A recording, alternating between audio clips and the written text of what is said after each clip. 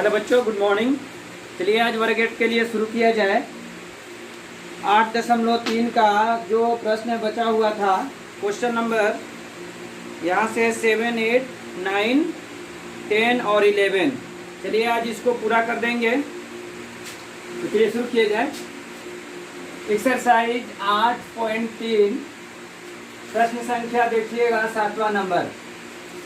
प्रश्न में दिया हुआ है कितने प्रतिशत वार्षिक ब्याज की दर से 4,000 रुपया 2 वर्षों में 5,290 रुपया हो जाता है। कितने प्रतिशत वार्षिक ब्याज की दर से, यानी कि बच्चे आपका जो आर है ना, ये यहाँ पर नहीं दिया हुआ है, ये आपको ज्ञात करना है। और 4,000 रुपया ये मूलधन जो है, ये 4,000 रुपया 2 वर्षों में, समय कितना दिया हुआ है, समय दिया है 2 वर्षों में, ये 5,290 रुपया हो जाएगा। मतलब ये मिश्र धन हो गया। निकाल दीजिए। फॉर्मूला क्या है आपका, ए बराबर पी इंटू 1 प्लस आर बट्टे में 100 और पावर में समय टी।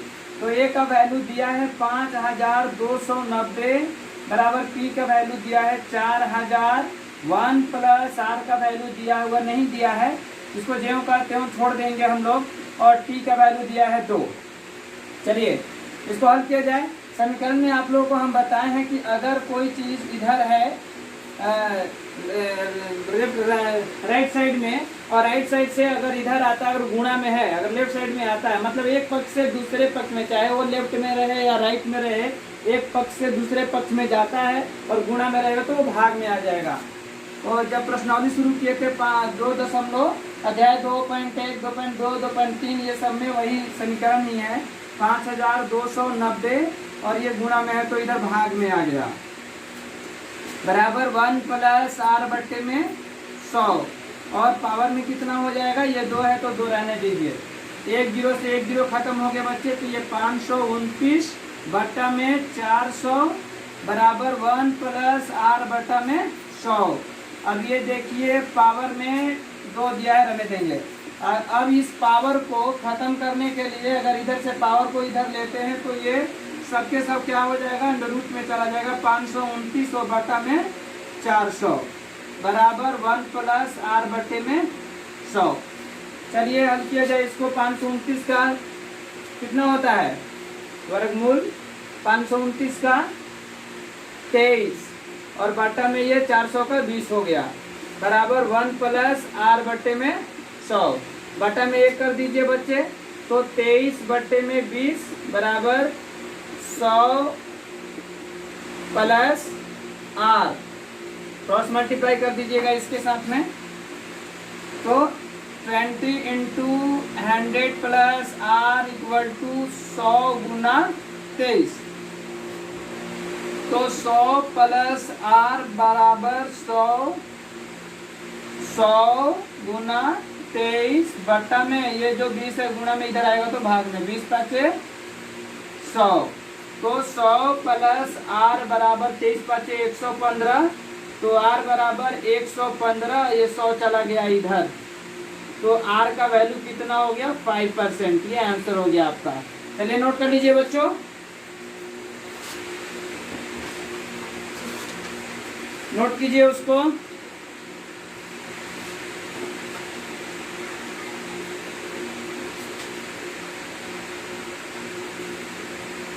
मिटा दें इसके।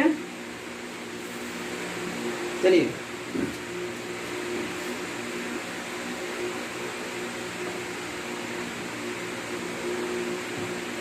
आठवां नंबर प्रश्न देखिए।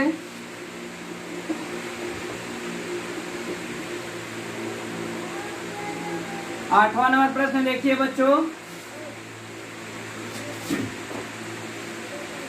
आठवां नंबर प्रश्न दिया हुआ है, स्वाति एक जमीन का टुकड़ा खरीदने हेतु बैंक से 40,960 रुपये कर्ज लेती है, यानी कि यही उसका मूलधन हो गया।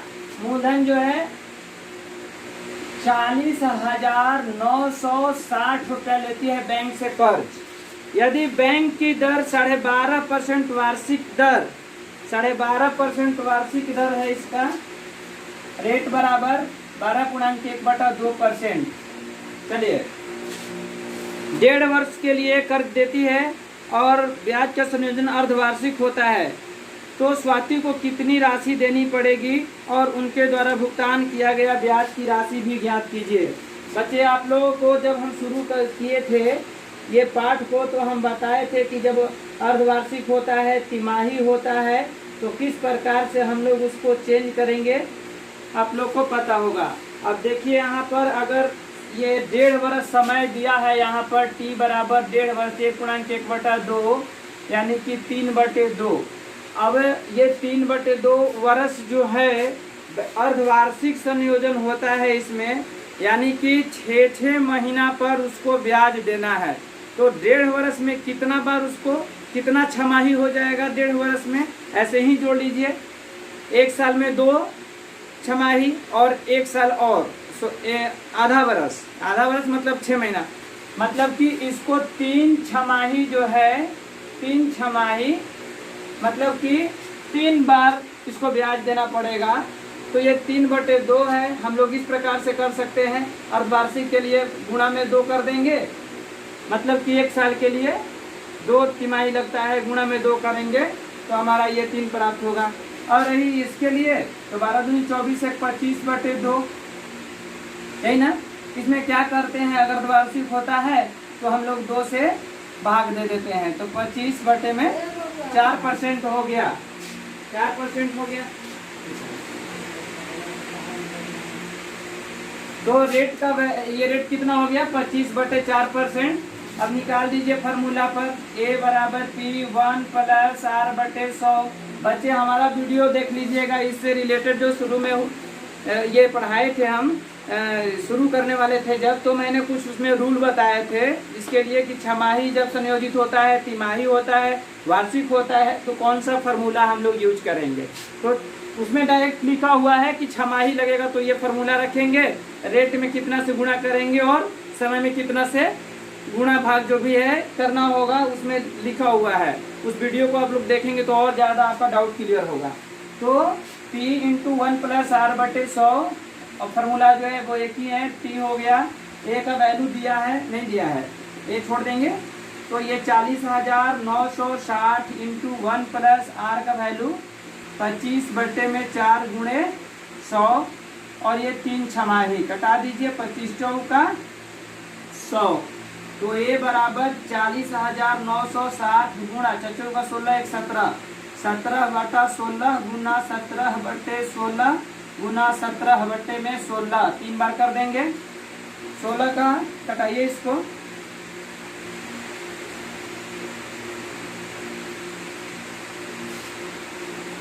कितना हो जाएगा 16 दूनी 32, 8 आया। चलिए भाग दे देते हैं, 16 से कटाते हैं इसको, 16 दूनी 32, 10 में से 2 गया 8, तो 3 48, 16 64, 16 5 80, 9 आया, कट गया। ये 6 नीचे लेंगे, 16 6 का 96, ये 0 0, यानी कि कट गया ये। फिर 25 60 को घटाइएगा, 25 60 को फिर 16 से घटाइएगा, कितना से जाएगा, एक मात्रा में जाएगा 16, 15 में से 6 हो गया 9, फिर 16 6 का 96, कट गया ये 160, एक 16 से और कटा दीजिए 160, और इसको घटाइएगा तो 10 मात्रा कट जाएगा, यानी कि A का वैल्यू बचेगा 10 × 17 × 17 × 17। 17 का घन कितना होता है बच्चों, कर लीजिए। 17 17 में गुणा करेंगे तो 289 होगा, एक और 17 से गुणा कर लीजिएगा। 9 7 63 की 3 हासिल 6 और 8 7 56 6, 62 की 2 हासिल 6, 7 दूनी 14 14 24, 9 8 2 3, 9 2 11 8 1 9 2 2 4, 49 13 और 1 0, कितना हो गया 49,130। यही होगा ना आंसर। क्या करें, कितने उसको राशि भुगतान करना पड़ेगा, ब्याज की राशि भी ज्ञात कीजिए। साथियों कितनी राशि देनी पड़ेगी उनके द्वारा भुगतान किया गया ब्याज की राशि, तो ब्याज निकाल दीजिए, यानी कि CI बराबर क्या होता है A - P। A का वैल्यू कितना है 49,130, में से घटा दीजिए 40,960। टोटल राशि इसको भुगतान करना पड़ेगा 49,130, और ब्याज की राशि कितना हो जाएगा 49,130 में से 40,960 घटा दीजिएगा बच्चे, घटा दीजिए। 49,130 में से 40,960, 0 13 में से 6 गया 7, 10 में से 9 गया 1, 8, 8,170 रुपया इसको देना पड़ेगा। ये आंसर हो, दोनों आंसर हो गया। टोटल राशि इतना देना पड़ेगा और ब्याज की राशि ये होगा। ये सब रब के लिए है, आप लोग को दिखा दिए करके कटाने के लिए भी इस प्रकार से कटाए हैं इसको। नोट कॉपी में इसको मत लिखिएगा आप लोग। चलिए नोट कीजिए इसको।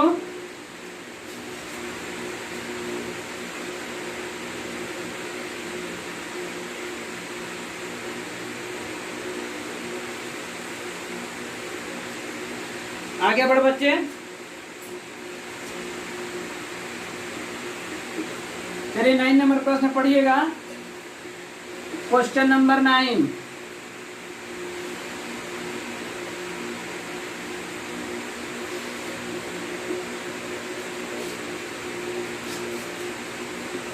क्वेश्चन नंबर 9 देखिए।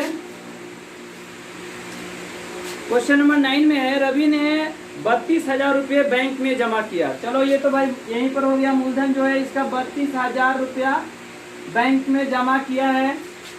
उस बैंक द्वारा जमा की गई राशि पर ब्याज का संयोजन तिमाही घोषित हो और ब्याज की दर 5% हो। बच्चे ध्यान दीजिए, अगर तिमाही की बात करता है और रेट दिया है 5, जैसे कि अर्धवार्षिक बोल दिया या छमाही संयोजित होता है, तो उसमें छमाही में क्या करेंगे हम लोग, रेट में 2 से तुरंत भाग कर देंगे। बस अपने दिमाग में ये बात रखिएगा आप लोग। अर्धवार्षिक की बात करता है, रेट में 2 से भाग कर देंगे और टाइम में 2 से गुणा कर देंगे। ठीक है, यहाँ पर तिमाही की बात कर रहा है, तो रेट में आप तिमाही में 3 चौका मतलब कि 4 से इसमें भाग दे दीजिए और समय में 4 से गुणा कर दीजिए। थोड़ा सा इस पर ध्यान दीजिएगा आप लोग। तो मतलब कि क्या है, अपने ज्ञान के लिए है, अपने ज्ञान के लिए। नहीं तो ऐसे ही सोच सकते हैं आप, ऐसे भी नहीं कह सकते हैं कि मान लीजिए कि 2 वर्ष दिया हुआ है समय, अब तिमाही संयोजित होने के लिए बोल दिया। तो तिमाही अगर संयोजित होता है तो 2 वर्ष में कितना हो जाएगा उसका तिमाही, 1 वर्ष में 4 तिमाही, फिर दूसरे वर्ष में 4 तिमाही, यानी कि 8 तिमाही हो गया। तो टी का वैल्यू कितना हो गया, 8 हो गया। तो ऐसे भी ज्ञान कर सकते हैं, और नहीं तो आप उसमें 2 वर्ष है तो गुणा कर सकते हैं, तिमाही से 4 दूनी 8 हो जाएगा। ऐसे भी 8 आएगा, वैसे भी 8 आएगा। चलिए यहाँ पर देखेंगे प्रश्न में अपना, तो 32,000 मूलधन हो गया, रेट है 5%। बस यहीं पर हम लोग तिमाही के लिए बात बोला है, इसको 4 कर देंगे। उसके बाद क्या है, रवि को 6 माह बाद कितनी राशि चुकानी पड़ेगी। तो टी का मतलब 6 महीने बाद कितना तिमाही हो जाएगा, 2 तिमाही होगा ना, यहाँ पर 2 तिमाही हो जाएगा। 1 साल में 4, तो 6 महीने में 2 निकाल दीजिए। टोटल राशि कितनी, 5% वार्षिक। रवि को 6 महीने बाद कितनी राशि प्राप्त होगी, टोटल राशि बताना है मिश्र धन।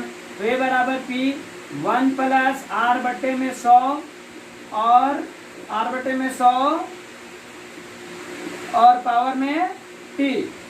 तो A का वैल्यू नहीं दिया है, A का वैल्यू निकालना है। 32,000 दिया हुआ है, इसका 1 + R का वैल्यू 5/4 हो जाएगा और गुणा में 100 प्रतिशत के चलते, और फार्मूला में भी है 2 तिमाही है, 2 लिख देंगे यहाँ पर। तो A = 32,000, कटा दीजिए इसको, 20 × 5 = 100, तो 20 × 4 = 80,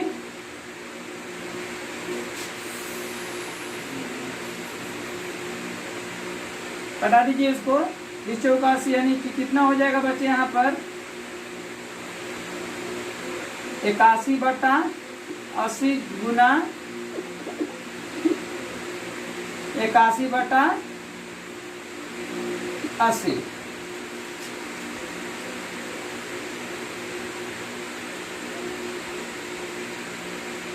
कटा दीजिए इसको, कटाइए, 2 जीरो से 2 जीरो यहीं पर खत्म हो गया।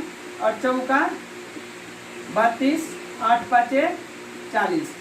A का वैल्यू निकाल दीजिए, 5 × 81 × 81 गुणा कीजिएगा। 81 में 81 से पहले 1 हो गया, 8 हो गया, 8 और 8 है 64, जोड़ दीजिए 1, 8 8 16, 4 1 5 6, और 5 से फिर गुणा करना है। 5 हो गया, 30 हो गया, 3 28, 2 30 2 32। कितना हो गया बच्चे? 32,805 रुपया इसको प्राप्त होगा 6 महीने के बाद। नोट कीजिए इसे।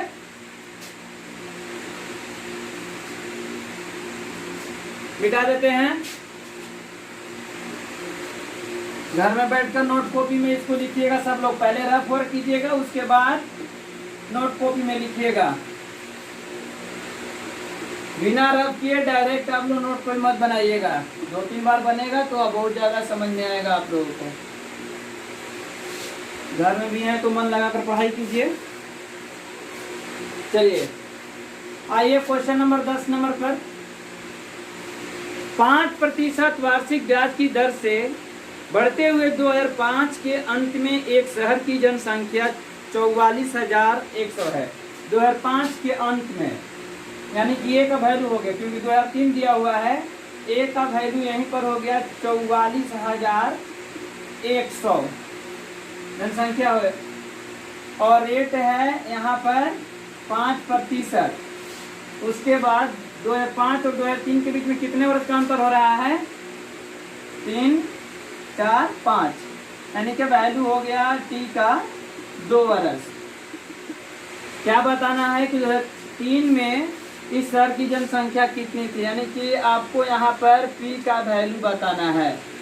2003 के अंत में कितना जनसंख्या थी। चलिए निकालिएगा। तो ए बराबर P1 + R/100 पावर में T निकाल दीजिए। तो ए का वैल्यू जो है यहाँ पर 44,100 बराबर P1 + R का वैल्यू 5 दिया है, बट्टे में 100 और T का 2 वर्ष दिया है, तो 20 × 5 = 100। तो 44,100 बराबर 20 × 21/20 गुना 21/20। 2 है, 2 बार गुणा कर देंगे। 44,100 बराबर P × 21 का गुणा कीजिएगा तो 441 हो जाएगा। 20 का गुणा कीजिएगा तो 400 हो जाएगा। चलिए हम लोग इसको हल कर देते हैं। बटा में कर दीजिए, क्रॉस मल्टीप्लाई कर दीजिए पहले। P × 441 बराबर 44, इसको इसमें गुणा कीजिएगा इस तरीके से, क्रॉस मल्टीप्लाई। 44,100 गुना 400, तो P बराबर 44,100 गुना 400 और बटा में ये 441 हो गया। कटा दीजिए इसको, कटाइएगा तो 100 मरतबे कटेगा। P का वैल्यू कितना हो जाएगा बच्चों? 2 जीरो और कर दीजिए, यानी कि 40,000 जनसंख्या थी।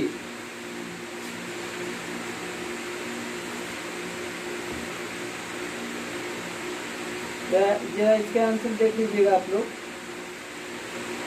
10वां नंबर। चलिए ठीक है, 40,000 जनसंख्या थी, ये आंसर हो गया आपका।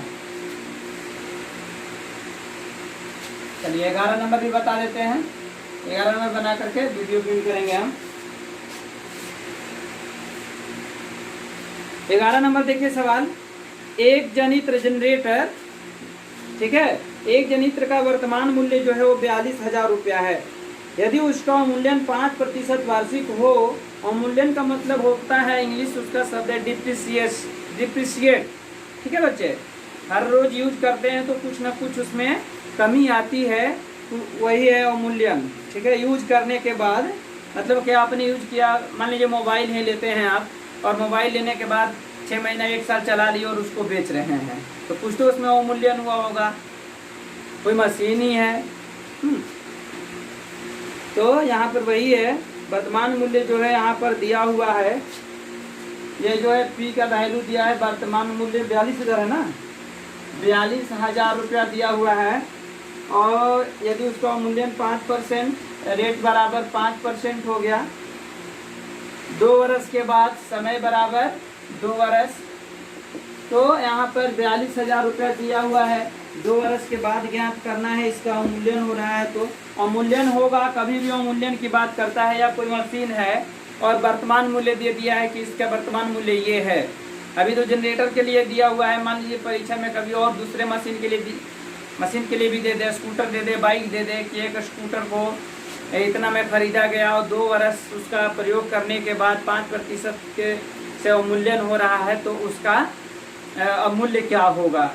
तो उस कंडीशन में जब भी अवमूल्यन की बात आती है प्रश्नों में, तो आप बस फार्मूला में माइनस लगा दीजिएगा, ठीक है। क्योंकि आपने जितना दिन यूज किया, कुछ तो पैसा कम वैल्यू में ही आपको बेचना पड़ेगा। ऐसा नहीं है कि आपने ये 42,000 का जनरेटर को खरीद करके और 42,000 में बेच दे। अगर 10 दिन भी अपने पास रख लेता है तो 42,000 से कुछ कम ही पैसे कोई भी ग्राहक इसको देगा। तो वो अवमूल्यन होगा, तो यहाँ पर बस माइनस कर दीजिएगा। तो फार्मूला में क्या हो जाएगा, ए बराबर P1 माइनस R बटे में 100, बस वैल्यू रख देना है आपको। तो ये 42,000, 1 माइनस R का वैल्यू जो है 5 बटे में 100 और T का 2 वर्ष, तो ये ए का वैल्यू है। तो 42,000 20 5 100, यानी कि 19/20 गुना 19 में 20।